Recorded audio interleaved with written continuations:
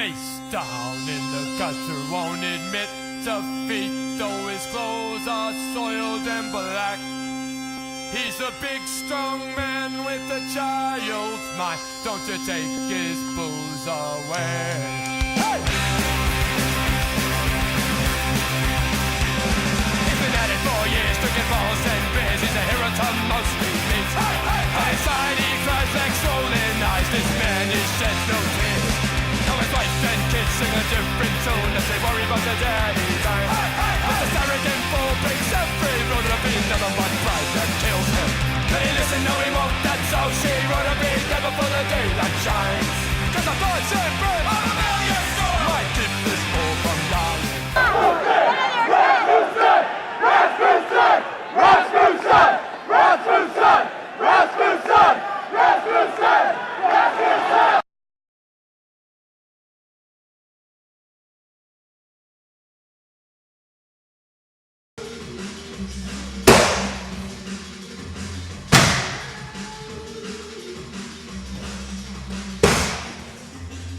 I started doing martial arts when I was 21, 4 years ago. Started off doing basic Aikido, self-defense things. When I moved to the city to go to university, got to a different gym, started teaching me more boxing, more kickboxing. Part of the curriculum was sparring. I liked it, I was good at it, I liked doing it. Started doing it more and more. I was a big fan of watching the UFC, so I got this crazy idea in my head like, hey, I'm pretty good at this. I should try it out. My instructors were real supportive. They hooked me up with a professional boxer and kickboxer. I trained with him and signed myself up for a fight, and it just went on from there.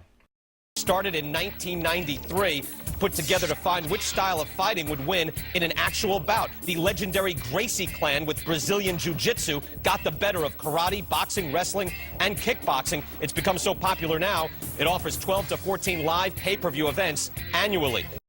MMA is a combination of some of the finest sports on the planet. You combine boxing, you combine kickboxing, you combine wrestling, judo, jiu-jitsu, Muay Thai. You combine all these one-on-one competitive forms of art. They are forms of art to me. As violent as they are, it is an art form. And you take all the rules from them, you take all the best techniques from them, and you try and use all those techniques to create your own style. Well, the UFC is the largest, most popular mixed martial art organization.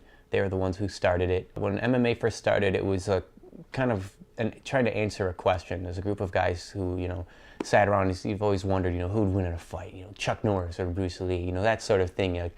So they took the idea of who was the best, what style was the best in a no-holds-barred fight, a real fight with as little rules as possible. Who would win? Would a boxer be able to knock out a wrestler? Would a jiu-jitsu fighter be able to beat a sumo wrestler? Would someone who knows savate kickboxing be better than a Kali stick fighter? So they took all these ideas and they held these competitions, and basically people came in representing a specific style or sport and tried to prove that their style or sport was the best. But a good number of people still look at the sport of mixed martial arts as unsportsmanlike, as a bar brawl, punching someone on the floor, choking someone, hitting someone when they're down. In fact, I believe firmly, and I think that there's enough evidence out there to show that mixed martial arts is a safer sport than a combative sport such as boxing. Eric and I met in 1999, so almost 10 years. We started dating probably 6 months into when we met each other, and then we've been married since 2005. I knew of MMA. I had watched even wrestling and stuff too, on pay-per-view, as a teenager and whatnot, but I didn't know it that well. As I started watching it more at home with Eric, he'd put on footage on the TV and just study people, and I would start learning the moves, and I would start knowing what this was and what submission they were doing, and that was really kind of neat that I could visually watch it with him and be like, oh, look at that, and understand it as well. He always had done Aikido, and he'd always been in the gym, working out, things like that, fitness-wise. So to take it one step further with the martial arts, it really didn't surprise me because it's something he's always liked to do. When we moved to Chicago, that's when he started training more regularly in martial arts and it kind of became his priority. Most of my friends, they think it's awesome because they like the fighting or martial arts, so they think it's really cool. They come to my fights. The family, most of them are very supportive. My wife is very supportive. My cousins, my brothers. My dad comes to my fights, although he gets so nervous he has to go outside and almost vomit. So most of them get nervous enough for me so I don't have to worry. My mother's never been to a fight. She can hardly watch fighting on TV now that she knows that I do it. My grandmother would like me to do something where there's less me getting kicked in the head, as she put it. It doesn't bother me too much. Everyone thinks it should, but it doesn't. You know, he knows what he's doing. It's a passion of his, so I want to support him in what he wants to do. The nose wasn't that big of a deal. He actually didn't tell me until the morning after that it was broken. He thought I'd be mad. I had my nose shattered, as it was, doing some boxing training right before my very first fight. My nose went from straight up and down to more of a sickle type shape. It was completely off to one side of my face. I went in to get it fixed at the hospital. They told me they couldn't do anything for me because it was so bad and I had to see a specialist. So about 10 days after I had it broken, I had to go in and have a plastic surgeon re-put together all the little bones in my nose because it was so shattered. Well, when I used to tell people that my trainer broke my nose, he would correct me and tell me that I broke my own nose by not keeping my hands up. And so that's how I looked at it. Is I made a mistake. If you make a mistake, you can pay for it. He went in to do the surgery, and that really wasn't much of a recovery except just wearing the strip on your nose.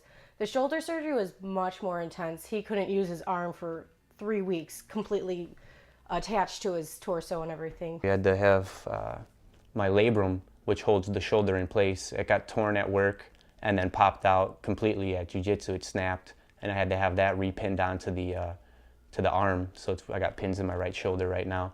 It was pretty bad. That first day, I had to like wake up every 3 hours and plug in his cooling system that was attached to the shoulder. So it's all the more reason to be that much more dedicated and focused on what you're doing. Because in any situation, in any split second, one small move, one small mistake on your part, you can get seriously hurt, or the fight could be over for you. So it just made me it made it that much more real for me that I really have to be on my game and aware of what's going on.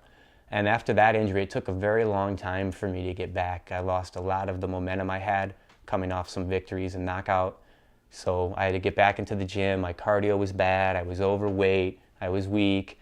And so it took me out for a year. And coming back from that, it was real hard to go from feeling really on top of my game, and all of a sudden guys that I was beating up were now beating me up again. So it took a lot of dedication. I had to really reevaluate it. You know, I got to go, start everything from scratch essentially. Do I really want to go through all of it again? So I thought about it, and that's the road I took. I wanted to go back to it. I like doing it. I can't keep away from it.